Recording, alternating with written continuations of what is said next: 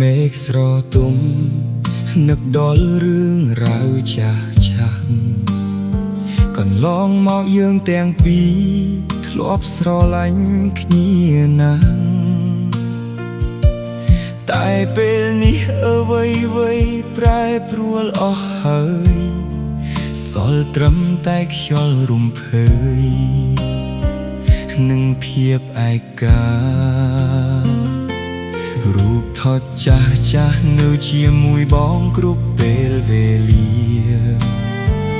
ដូចបេះដូងមួយនេះដែលត្រូវរស់នៅក្រោមគ្រាទោះបីចង់បំភ្លេចនៅតែមិនអាចកាត់ចិត្តបាន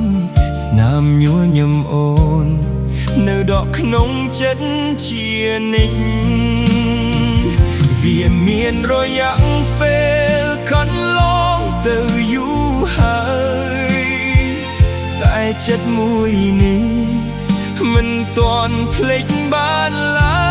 យរូបអូនទៅណាទៅទីណាបាត់ហើយតើមានដឹងទេថាមាននោះម្នាក់នៅនឹក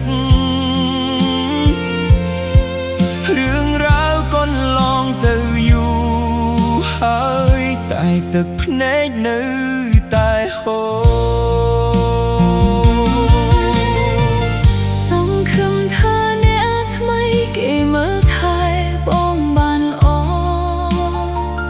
មិនឲ្យរូបបងត្រូវយំដូចកាលនៅក្បែរគ្នាទោះបីជាយើងមិនអាចដើរផ្លូវរួមគ្នាក៏សូមឲ្យបងមានក្តីសុខចុះណាវាមានរយៈពេលកន្លងទៅយូរហើយតែចិត្តមួយនេះមិនទាន់ភ្លេចបានឡើយរូបអូនទៅណាទៅរស់នៅទីណាតើមានដឹងទេថាមាននោះស្នាក់នៅនឹក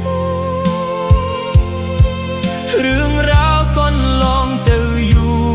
រហើយតែទឹកភ្នែកនៅតែហូរ